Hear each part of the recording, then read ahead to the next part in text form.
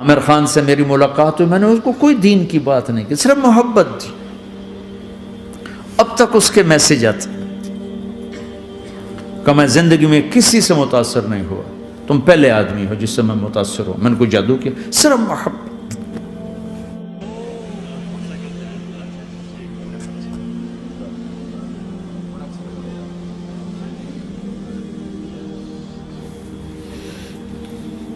لوگوں کو محبت دو، قریب ہوں. میں جب گیا بڑی مشکل سے اللہ نے، ملاقات کا کوئی راستہ ہی نہیں تھا، وہ مجھے نہیں جانتا تھا، میں اسے نہیں جانتا تھا، تو کوئی موقع نہیں مل رہا تھا ملاقات کا. تو اللہ نے شاہد آفریدی کو بھیج دیا. شاہد آفریدی اس کی دوستی تھی، ہمارا جو کرکٹر ہے. میں نے اس سے فون پر کہا یار میری ملاقات تو کرا. اس نے ملاقات کروائی. تو اس نے مجھے کہا آدھا گھنٹہ ہے، آدھا گھنٹہ. جب میں پہنچا میکسیمم پونا گھنٹہ. میں کہا ٹھیک. میں گیا تو وہ سہما ہوا چہرہ کہ بھئی مولانا آ گیا، پتہ نہیں کیا کہیں گے، بھئی یہ تو کیا کر رہا ہے، تو حرام کر رہا ہے، ناچ رہا ہے، گا رہا ہے، توبہ کر، ابھی تیرے لیے دوزخ کا فیصلہ ہو جائے. پتہ نہیں کیا ہوا، وہ ڈرا ہوا سہما ہوا تھا. تو میرا ایک دور کالج لائف تھا. میرے اللہ نے مجھے ہدایت دی اور میں 3 دن کے لیے میں اس دوست کو، اس کی نسلوں کو دعائیں دیتا ہوں جو مجھے زبردستی پکڑ کے لے گیا. نہ میرا تبلیغ سے کوئی تعلق، نہ واسطہ، نہ میں کوئی ان سے متاثر.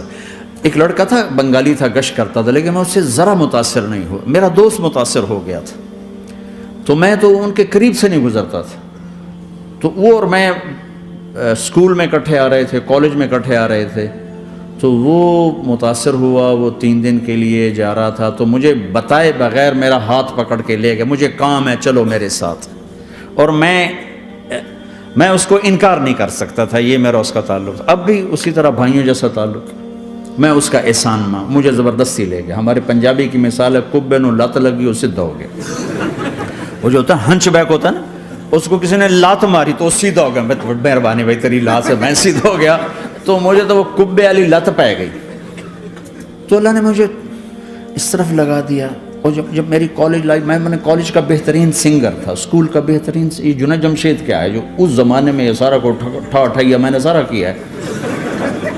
تو اب وہ بیچارہ ایسے بیٹھا ہوا. تو میں نے اس سے بیٹھتے فلموں کی باتیں شروع کر دی. So I grew up with this feeling that اب میں جب بھی میچ کھیلتا تو میں جب جیتتا تو میں اس کو دیکھتا، کبھی کبھی اس کی فیملی بھی آتے ہیں.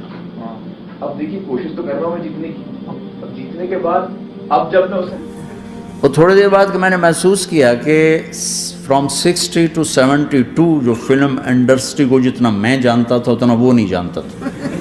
تو اس کے اوپر میرے علم کا روپ پڑ گیا. اس کی لائن کا علم تھا نا. تو حیران پریشان، یہ واز تو ہو نہیں رہا. تو کبھی دلیپ کمار کی باتیں شروع ہو گئیں، کبھی راج کپور کی شروع ہو گئیں، کبھی محبوب صاحب شروع ہو گئے، کبھی مدن موہن شروع ہو گئے. وہ آدھا گھنٹہ تو یوں ہی گزر گیا.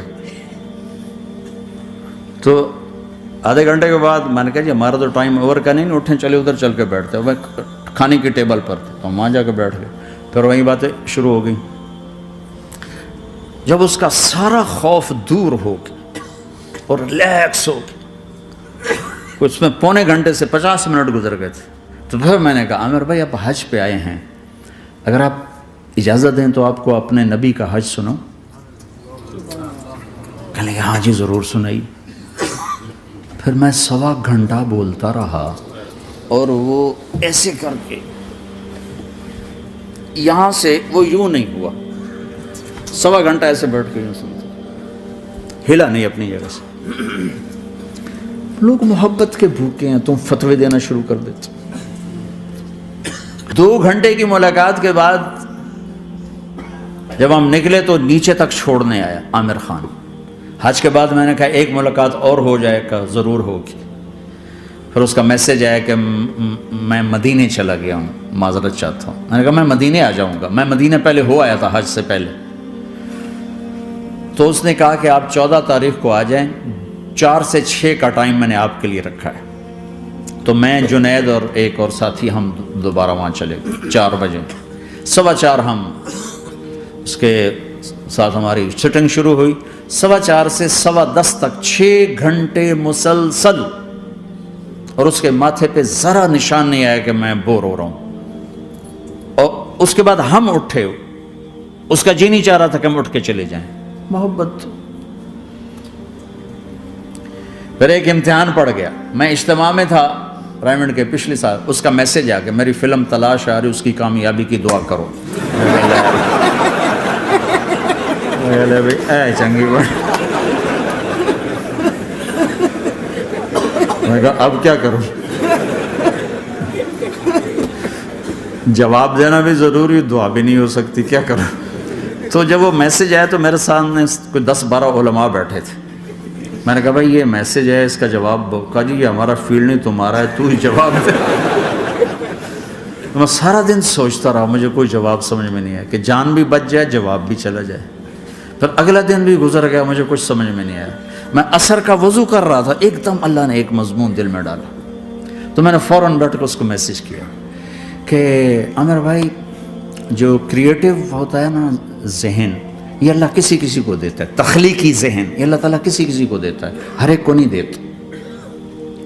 اور یہ اللہ کی بہت بڑی عطا ہوتی ہے. اور میں نے تمہارے ساتھ جو وقت گزارا اس میں میں نے دیکھا کہ اللہ نے تمہیں تخلیقی ذہن دیا ہے، تم کریٹر ہو. اور جو لوگ اس ٹائپ کے ہوتے ہیں وہ کامیابی ناکامی کی پرواہ نہیں کرتے، وہ اپنے کام سے کام رکھتے ہیں. آپ کا بھائی. تو فوراً اس کا میسج آیا آپ ٹھیک کہہ رہے ہیں، آپ ٹھیک کہہ رہے ہیں. بات ہو گئی پہ میں تھا ہانگ کانگ. میں نے وہاں سے اس کو میسج کیا. دیکھو کسی مصروف آدمی کو براہ راست فون نہ کیا کرو، میسج کیا کرو کہ میں آپ کو فون کر سکتا ہوں، چونکہ میں اس کا بہت ستایا ہوا، بہت ستایا. تو میں نے اسے میسج کیا کہ میں طارق جمیل ہانگ کانگ میں آپ کو فون کر سکتا ہوں، میں آپ کو فون کر سکتا ہوں. میں ہمیشہ اسے، اب بھی میرا فون پہ رابطہ ہے، میں پہلے اسے میسج دیتا ہوں میں آپ کو فون کر سکتا ہوں. اگر اس کا جواب نہ ہے پھر میں نہیں کرتا ہوں. کبھی وہ خود کر لیتا ہے، کبھی وہ میسج دے دیتا ہے کال کر لیں. تو تھوڑی دیر بعد اس کا فون آ گیا کیونکہ میں اس وقت دلی میں ہوں، کانفرنس میں تھا. تو میں نے آپ کا میسج دیکھا تھا، میں اٹھ کے باہر آ گیا ہوں، ابھی آپ سے بات کر کے پھر میں جاؤں گا. تو اسے باتیں کرتے کرتے کہنے لگا آپ کی دعا سے میری فلم کامیاب ہو گئی. میں کہا یا اللہ میں کوئی نہیں کی تھی تینوں.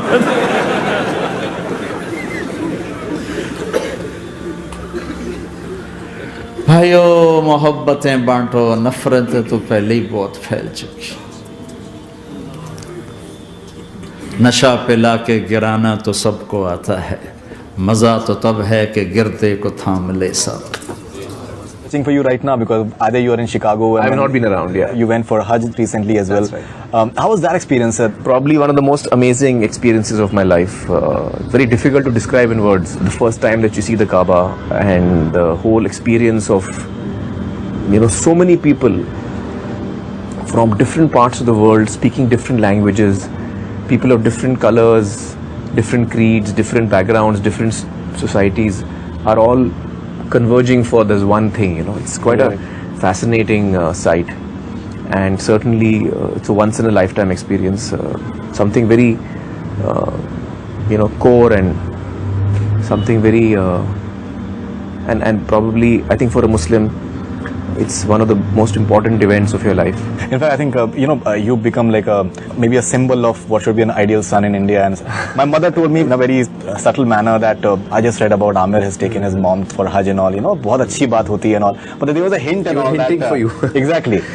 I'm really happy that I could do this for my mother. I'm very happy that I could take her. But I don't think that I have done even one fraction of a son's responsibility, because I think that what a mother goes through when she gives birth to a baby, the labor she goes through, the 9 months that she carries you, and then every moment that she looks after you after you're born, she carries you in your lap, and every breath that she takes, and every time she gets tired and she puts you down, what I have done does not even account for one of those breaths.